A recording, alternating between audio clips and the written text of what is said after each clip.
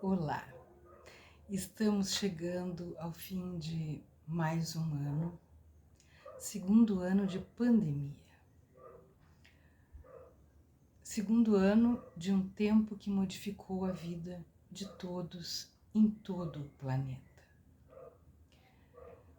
As pessoas tiveram que se ajustar a esse tempo diferente que apareceu. Todas as pessoas, inclusive as crianças. As crianças que iam à escola, que iam à casa dos avós, que brincavam com seus amigos, até que de repente tudo fechou. Crianças do mundo todo presas dentro de casa, convivendo com o ócio, com as inseguranças trazidas pela doença, pelas notícias ruins e em expectativa por dias melhores. Pois bem, Luciana Savage, interessada em entender como se sentiam e com o que sonhavam, reuniu 38 relatos de crianças dos 4 aos 13 anos dos mais diversos países. E aqui estou lendo a contracapa do livro. São relatos doces, ingênuos, fantasiosos, ou mesmo de uma lucidez surpreendente. Nos fazem rir e chorar, nos emocionam e nos mostram as verdadeiras e mais pungentes inquietações da nova geração.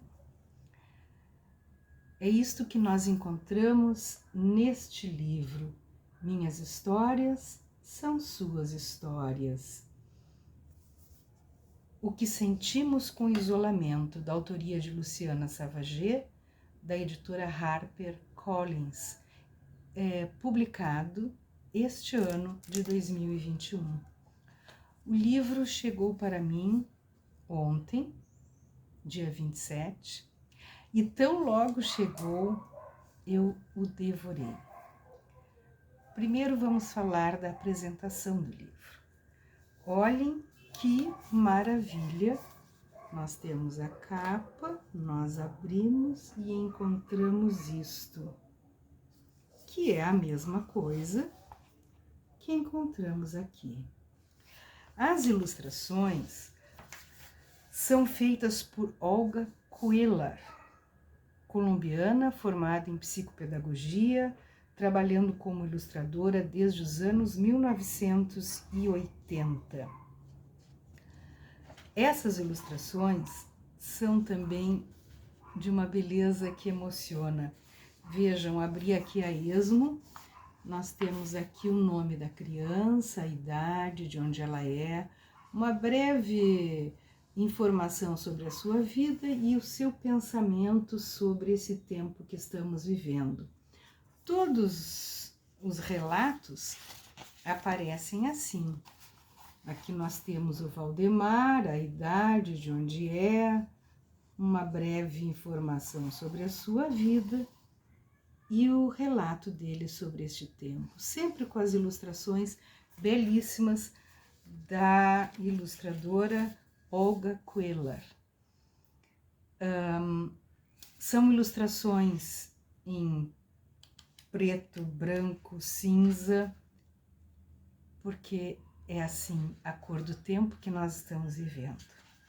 Bem no finalzinho, a autora nos dá uma espécie não, ela nos dá um mapa, é difícil enxergar, mas o mapa mundi, ela liga a esse mapa os países dos quais provém as crianças que deram o seu testemunho, e aqui ela informa quando surgiu o primeiro caso da Covid naquele país e como é que o país se comportou. Então, por exemplo, aqui nós temos Argentina, Brasil e Colômbia.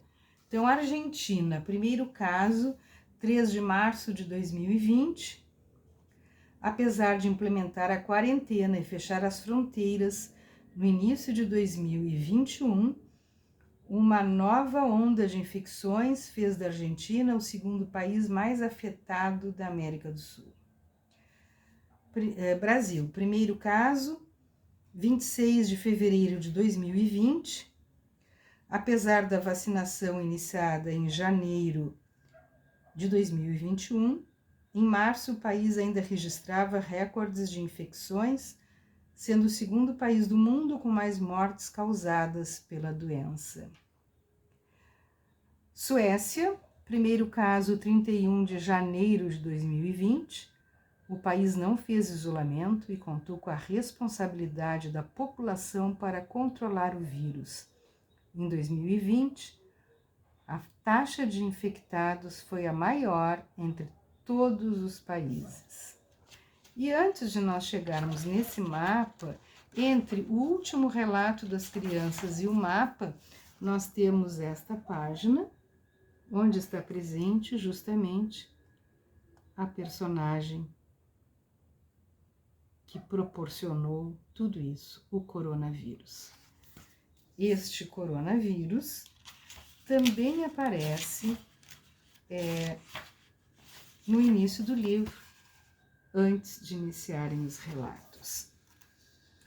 Os relatos são, como disse ali, ingênuos, simples, esperançosos, tristes, mas eu gostaria de ler alguns para vocês terem uma ideia.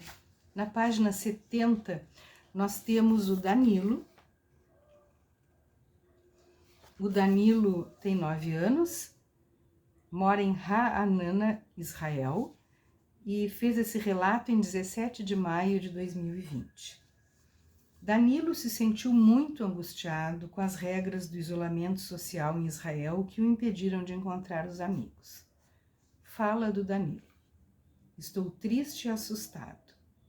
Triste porque algumas pessoas morrem. E assustado porque quando começou o corona, ninguém sabia se podia tocar em algum lugar ou não. E daí você tocava e não sabia se estava doente. E não podia beijar ou abraçar. É difícil não poder visitar a vovó e o vovô. E é muito triste essa situação. Por isso é preciso cuidar e ficar bem. Tem que lavar as mãos, passar álcool em gel e colocar a máscara sempre que a gente for para a rua. Eu fico nervoso, porque tenho que fazer sempre a mesma coisa o tempo inteiro. Aqui, um outro relato vem do Abdullah. O Abdullah tem 13 anos, mora na faixa de Gaza, na Palestina, e esse relato foi feito dia 2 de julho de 2020. Ele mora em um lugar onde, segundo ele, não há infância, e sua única diversão, que é jogar futebol, foi suspensa durante a pandemia. Diz ele: minha família é muito grande. O meu pai é o único que trabalha. Mesmo antes do coronavírus, meu pai mal conseguia nosso pão diário e vendia tremoços de casa em casa. Quando o bloqueio foi anunciado, ouvi meu pai e minha mãe conversando sobre como iríamos comer e beber, sem trabalho e sem poder sair à rua. Eu dei a eles uma boa notícia. Ouvi pelo rádio que o governo ia distribuir o necessário para as famílias durante o confinamento. Minha mãe e meu pai riram, e não foi um riso feliz. Minha mãe disse que estamos sitiados e sofrendo fome e tragédia há muito tempo. E ninguém nos ajudou. Ninguém pode nos socorrer. Fiquei bastante triste, mas meu pai contou que ainda temos um saldo no cartão de assistência dos refugiados e vamos economizar na comida. Colocamos em frente da casa uma mesinha para vender tremoços e limpamos bem todas as nossas coisas. Mas bem pouca gente comprou. Ninguém sai de casa. Apesar de tudo, não podemos deixar de agradecer a Deus. Quero ler também alguma coisa do Brasil. Nós temos aqui, na página 34, a fala da Catarina, de 8 anos, que mora no Rio de Janeiro, uma fala feita em 21 de julho de 2020. Diz assim: Tatá adora ler, escrever e ilustrar suas próprias histórias. Admira a artista plástica Frida Kahlo e a ativista Malala Yousafzai, que defende as escolas. Costuma dizer que toda criança é uma artista. Fala de Catarina. Eu estou com muita saudade de todo mundo. Quero conhecer pessoalmente as pessoas que conheci nessa pandemia. Antes da quarentena, eu fazia muitas atividades, era bem acelerada. Tinha aula de circo, balé, aulas de educação física e não tinha tempo para fazer tudo o que eu gostava. Agora, como estou tendo tempo, eu desenho, leio, faço comentários para o meu Instagram, falo com as minhas amigas. Antes eu não podia conversar com a Manu por muito tempo, agora nós nos falamos pelo computador. Muita coisa que eu não fazia antes, agora eu posso fazer. Quando o mundo voltar ao normal, eu acho que as pessoas vão continuar como eram, sem pensar na saúde dos outros. Só vão pensar nelas mesmas, só vão comprar coisas para elas mesmas e vão deixar o nosso planeta mal como ele está agora. Quero que as pessoas passem mais tempo com quem amam, antes que aconteça alguma coisa. E para concluir, eu quero ler o relato de uma criança da China, o Kwon, que tem 9 anos, e mora em Guangdong. E esse relato foi feito em 2 de abril de 2020. O Kwon gosta muito do lugar onde mora, acredita viver num mundo futurista, onde uma torre de televisão local é um arranha-céu, igual a uma fina ampulheta retorcida que fica iluminando a noite com as cores do arco-íris. Relato do Kwon. Meu pai falou que meu nome quer dizer brilhante. Eu preferia que não tivesse esse significado, porque brilhante para mim é esse vírus. Tenho certeza que ele é prateado como um meteoro e vem de outro planeta. Até pesquisei se ele veio de Marte ou desceu por uma nave espacial daquelas iguais aos meus jogos. Na primeira semana eu não tive medo. Na segunda, mais ou menos.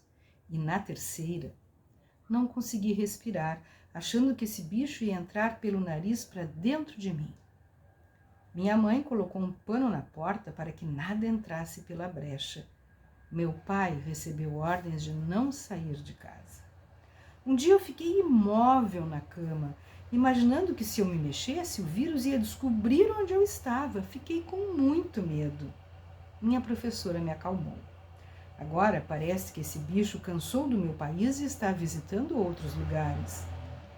Não sei como vai ser a minha vida daqui para frente. Eu ainda não sinto vontade de sair de casa.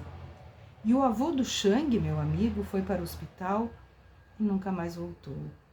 A mãe dele disse que ele foi viajar, mas eu acho que ele morreu. São relatos maravilhosos que nos mostram, dentro dessa ingenuidade infantil, o sofrimento das crianças, o medo, mas também as esperanças. Para terminar este ano, nada como ouvir os pequenos. Então a sugestão: minhas histórias são suas histórias, da autoria de Luciana Savagé, da editora HarperCollins. Que tal também fazer um exercício e colocar no papel como é que se sentiu, como é que vem se sentindo durante esse tempo tão diferente? Boa leitura.